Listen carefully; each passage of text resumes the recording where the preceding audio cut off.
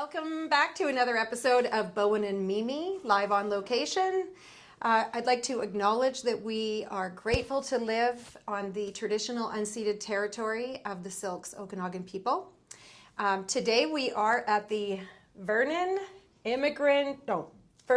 District. Vernon and District Immigrant and Community Services Society. Thank you. You can just say VIDIX if you want. VIDIX. Okay, we are at VIDIX in Vernon. And I am with Fadia Mokadmi, who is originally from Tunisia and has made a big life change by moving to Vernon last June. Has a master's in hospitality and worked most of her career in luxury hospitality, but since moving to Vernon has shifted into social services and just really wanting to connect and support and help other people who are also newcomers. So, salam alaikum, كيف حالك حبيبي? Oh, I wasn't expecting that. Thank you. Shukran. Shukran. Alhamdulillah. Shukran. Afwan. Afwan. Afwan? Okay.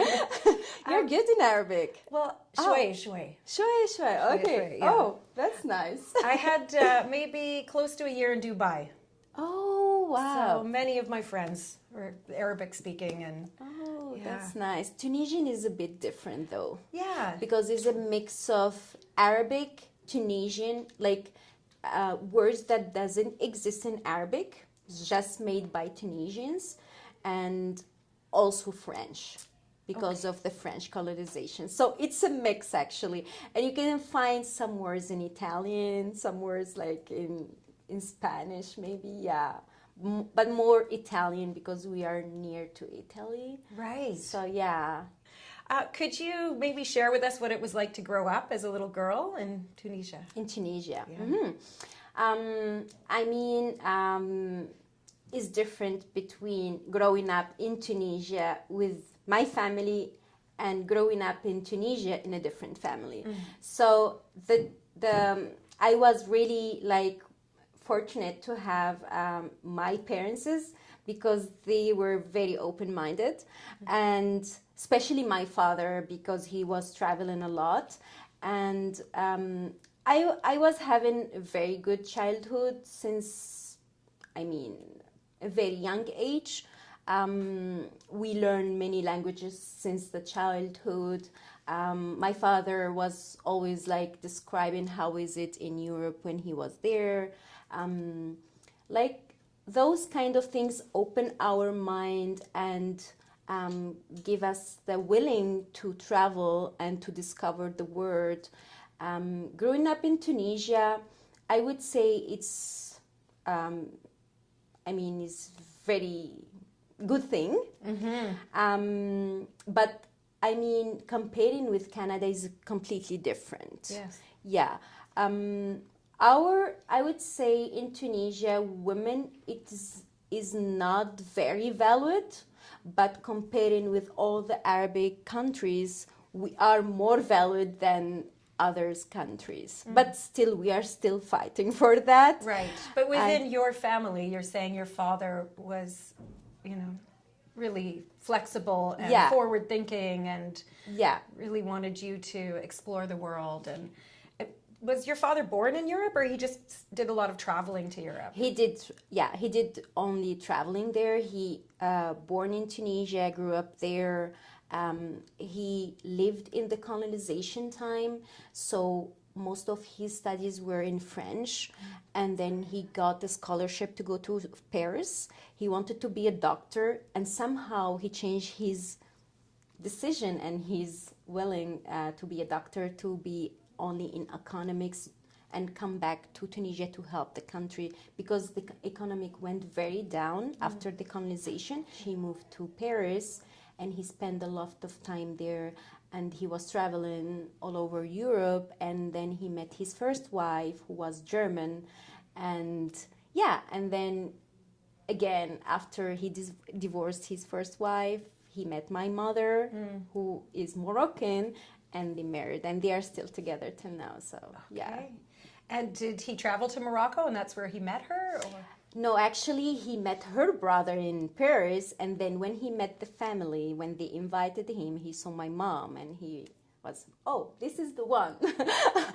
I need this one to be my wife. So yeah, so Right. this is how it happened. Wow. Yeah. And do you have siblings? I do, yeah. I do have one sister and 3 brothers. And did they stay in Tunisia, or have they all also gone all over the world? So actually, my sister now, she's in Turkey. My elder brother is in Paris, and also my youngest is in Paris. And the middle brother, he's in Tunisia for the moment. He used to be in Dubai, but he went back. He married a Tunisian lady, and he's there now in Tunisia. He settled there. Okay. Because she's a judge and she cannot work in any other country. You've been in Vernon only for a year, so I guess to think that your family has come to visit you, it's a stretch. Have they talked about coming to see you, or is that a plan longer term? Actually, I talked to them many times to come and visit me, but they are not interested, unfortunately. Yersen is very far and it's very cold.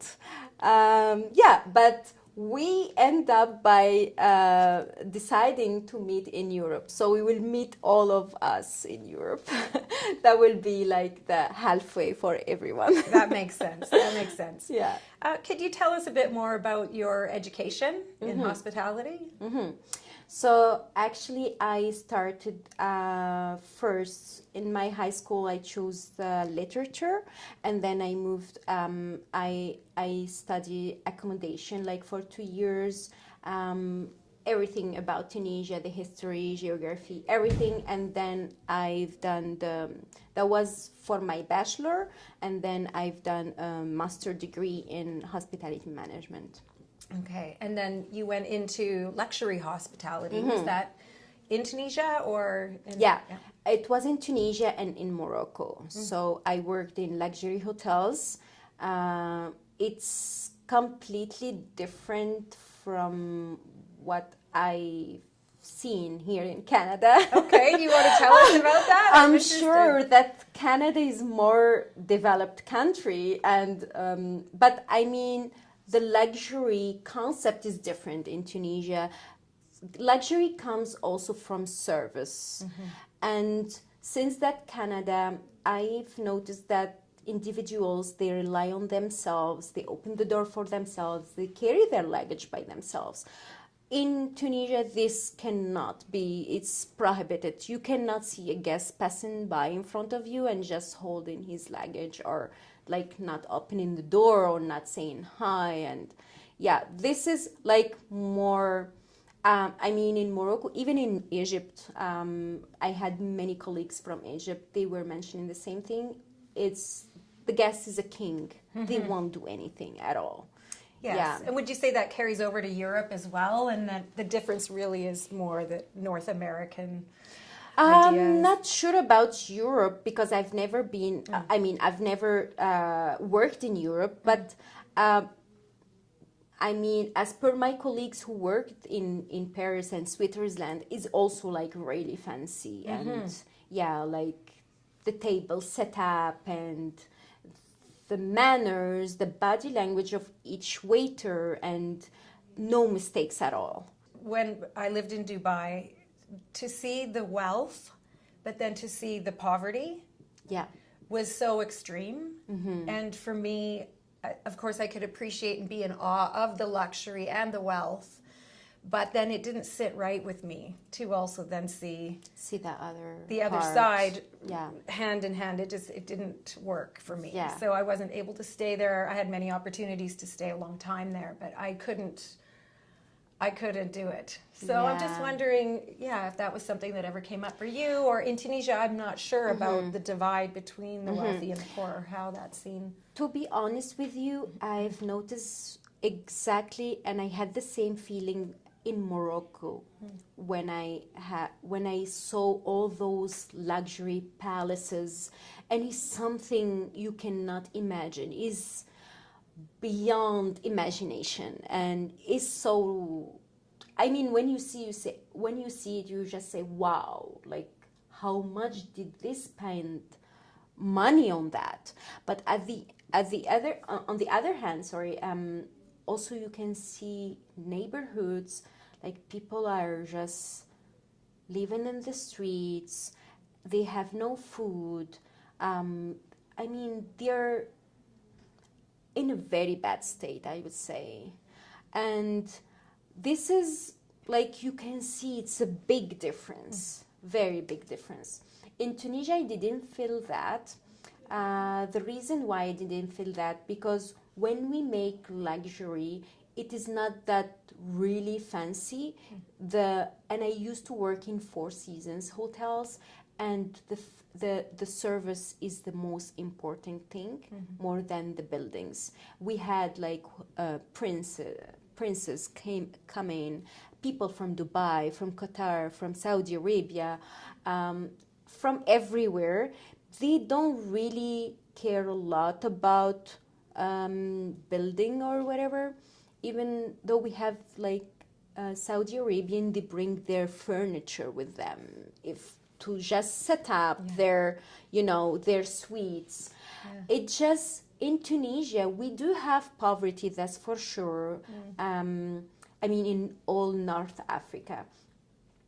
But at the same, it's not like exactly like in Morocco. It is not big in a big numbers.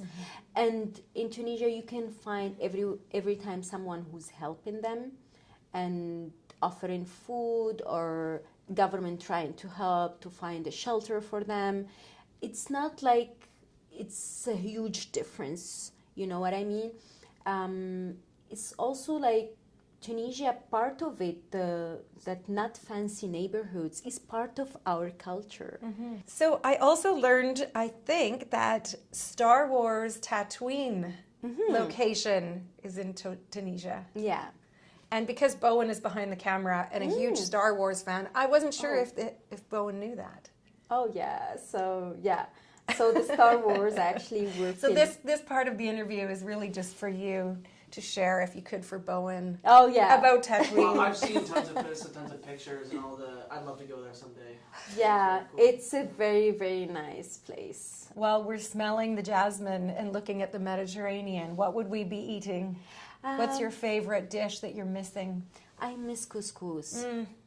I miss it. Yeah, Yeah. Our couscous, not the North African, because it's different than the Moroccan, Algerian, and Libyan. It's Because of the so spices? spicy. Yeah, I like spicy food. We eat a lot of spicy food, and we have this famous sauce. It's called harissa. Is very, very, very, very, very spicy. And I remember like a couple years ago, they made a challenge to eat this harissa. People, they got crazy. And some of them, they end up being in the hospital. Yeah, I like spicy food. And most of the Tunisians. Yeah. You mentioned being in Morocco for work. I'm wondering when you decided to make this big move to Canada. Were you living in Morocco and working and started thinking about it then, or had you come back to Tunisia, or how did that happen? So since my high school, I would say, I wanted to travel and to settle in a different country. It was my first dream destination was somewhere in Europe, like Italy maybe, or France or Germany, but I've never thought about Canada.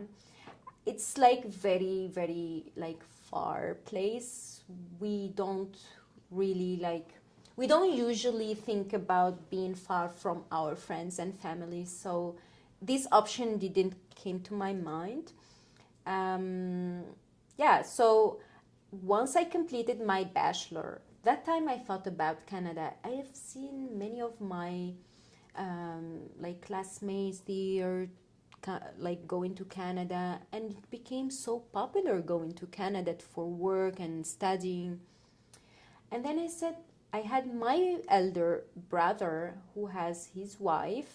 She moved to Montreal with the daughter. So when they moved there, he told me, what do you think if you want to go there? You can have your master's degree and you can sit with my wife and daughter. And they rented a very big house. I said, okay, let me think about it. And then I started thinking, and somehow I was really busy with, I had 2 jobs that time in my university time. So, and I had lots of things going on, and I missed the registration for that year. And I said, okay, why I will miss 1 more year? So let me just register in my university. And at that time, we didn't have in my university master program. So I was going to register in a different university for business or business management degree.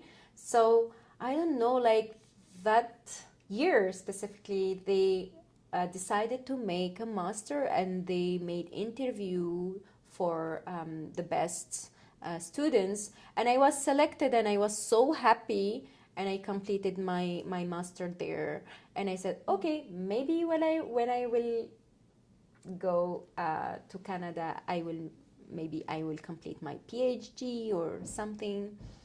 So yeah, and that since my bachelor degree, I was thinking about Canada actually. Yeah, I had my friends, they prefer US, but I would say Canada, for me, I mean, because I've seen many of my friends, they are just staying in US and they are struggling to have their papers. I would say Canada is a better option if you want to settle and have your papers legally and just stay here. And how long was that process to get all the paperwork together? And was it challenging or? So for me,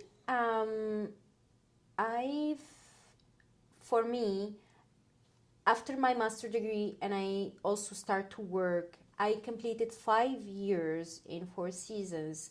And one of my friend, he was here in Canada, in Vernon, and he told me, what do you think if you want to come here? I said, I already applied. I'm just waiting for an answer from the embassy. He told me it will take time. What do you think if maybe you can get a job offer and I will help you with that?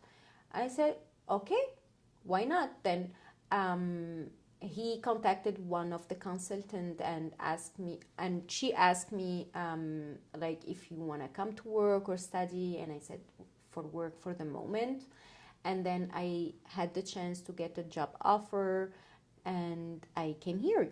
I mean, to get a job offer and all that process, it took me around 8 months maybe. Yeah, 8 months. Right. I was just trying to think of the transition into Vernon. Exactly. And what kind of support did you get, or did you just start working right away and have to just figure it out yourself? Or? Exactly, yeah. I just started working and I found myself just starting working, and I didn't know about anything about the Canadian culture or resources, or even sometimes I didn't know where to go to eat. I didn't know anything. I'm just Googling and I'm trying to read reviews, and I did everything by my own. Including finding a place to live as well, or? So when I moved, I lived in the accommodation of the hotel. So I didn't try to search a house or anything. So when I just came, there was a job and a house. Okay. So for 1 year, I didn't think about this too. But after getting my PR, I joined this organization. And now I'm getting to know many information that I could use them when I came here, but I didn't know, unfortunately, about this organization. I tried to figure it out by myself and asking people. Google, internet. Right. So I wonder about these bigger hotels or bigger companies that are bringing newcomers in. Are they starting to connect them? I would think that they would have HR helping with that transition while they're working for their companies. Unfortunately, I agree with you, but unfortunately, the hotel that I joined didn't have HR, and I just found myself into a new country with a new people, with a new culture, with the new rules, with everything new to me. and I just try to adapt myself. Yeah. But I mean, to be honest, I struggled a lot. Yeah, I struggled a lot, especially for finding information. Not for, I mean, I like Vernon. People are friendly when you ask. Sometimes I'm lost in the street and someone just stop and say, "Oh, how can I help? Are you lost? Are you looking for somewhere?" And they are trying to help. But I mean, for some other things, I struggle. I didn't know how to make my driving license, for example. I didn't know where, how. I just Google, try to find information. What was the process to come in and become a volunteer? Was that a pretty easy transition? So actually, I was a client here because I didn't know about organization. Okay, so I joined one of the workshop for women entrepreneur because I wanted to know how they can open their own business, and maybe I said I will have my own business one day. So I joined, and the workshop was organized by VEDEX. And that time I get to know the employment team, and I came here a couple of times. So they helped me to find a different job because I wanted to change my career. And I mentioned that I want to work in social services, and I'm trying to change my career completely. So they helped me a lot, and that's how I found this work, actually, because there was a opening job vacancies here. So I applied. I came here for interview, and when I started here working, I didn't know much things because I knew only employment team, and I knew only their role, what they were doing. I didn't know they have different sections. So when I get to know there is a settlement team, language department helping newcomers to enhance and to improve their English skills, and it's for free. And there is resources, they can help you to find where you can have your driving license, how, volunteers that they can drive you and help you to get your driving license, volunteers who can help you for English for the conversation. I mean, yeah, and all these community events and groups that we are doing. So this is when I joined the first time the knitting group. I was like new and I didn't know who all these people are. But I'm really like, I know one by one everyone, and they know me also. So, and I start to knit, and I'm beginner, but I'm learning, you know. Yeah. So yeah. Friendships are building. Yeah. I'm building friendship because I didn't know people. I mean, till now I have a couple of friends, but yeah. You met Miriam, who started the knitting club. Yeah. And that's how I met you, and Miriam's my neighbor. There's lots of different programs that are being offered. A lot of them are at the library. Yeah. And can you maybe introduce some of them? Sure. So actually we have the most popular one, the knitting group, where I joined when I just started in August. I get to learn. You made your teddy bear? I'm still working on it. So the teddy bear, people, they are just finishing everything, and I'm still working on it. It's very nice place where everyone can connect for newcomers and volunteers, and everyone. It's public. It's open for public, so everyone is welcome. And I'm glad to see all the ages, all the cultures, all the levels. There is the experts and the beginner like me. So. Yes, and that's 10 to noon on Wednesdays at the Vernon Public Library upstairs. Exactly. Yeah, every Wednesday. We have also the word games group, and now it's open for public every Thursday from 10 to 12 as well.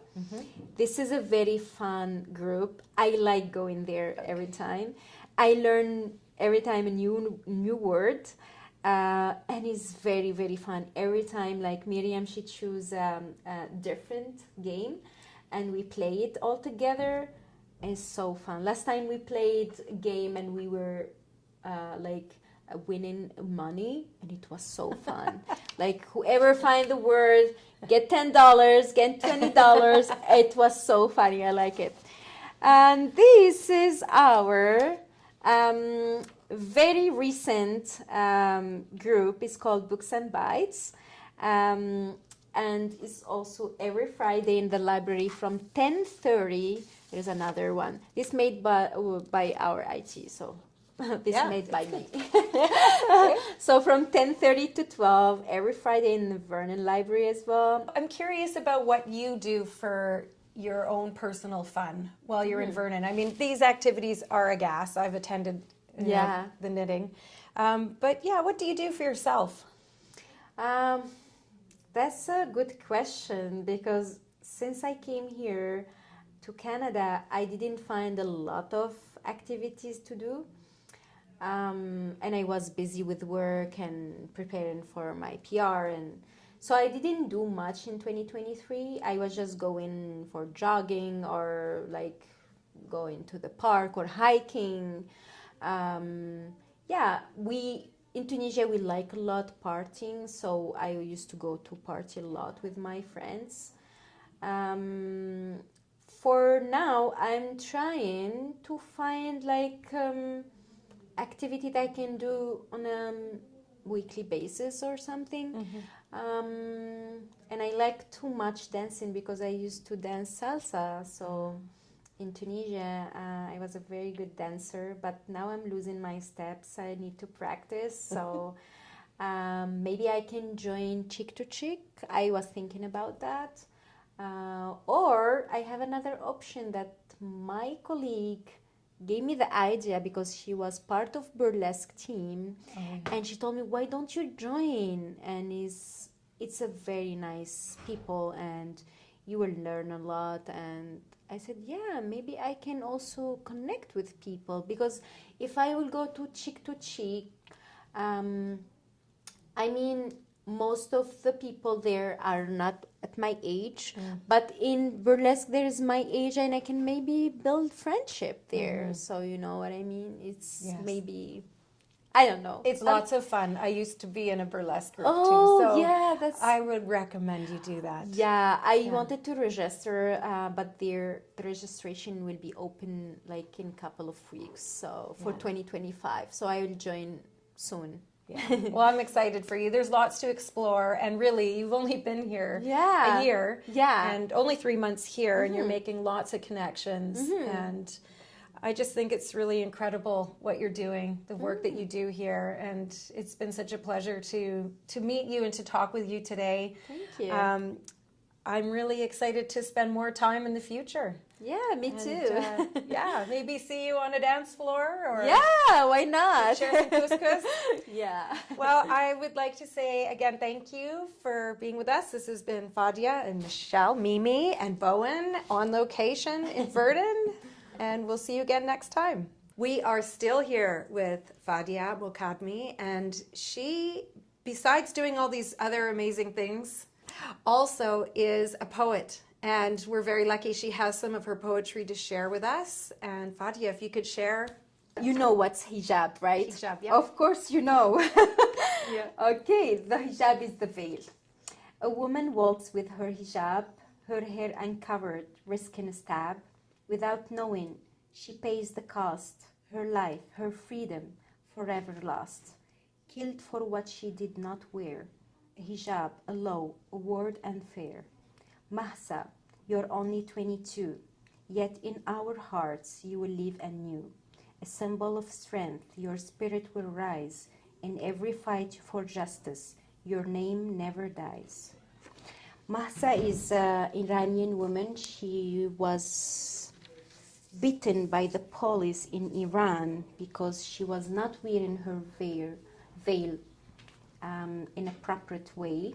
It was showing her hair. And she was beaten by the police, and she ended up by being in the hospital, and she ended up by dying. So Was she a young lady, like a she's 16? 22. Oh, 22. Only 22. Yeah, she was 22. Was she wearing her hijab not properly in protest, or? No, she I think she was just going to the university, and and police, they just noticed that she's not wearing her hijab. And the veil in Iran and Iraq and Middle East is to not show your femininity. So if you're showing your hair, so this is against their law, because the law is based in religion. And this is a sad story that I share most of my work on my Instagram with pictures, and this is It's an important reminder, though. You know, we can very easily get caught up in our really simple, insignificant problems, which are not problems at all. So I really thank you for sharing that. It's a good reminder to be very grateful for what we do have. Exactly, Thank you again for taking this extra time to share your creative work. Of course. Very anytime. touching. I appreciate it. Thank you. Yeah. We'll Thank you. see everyone again another time.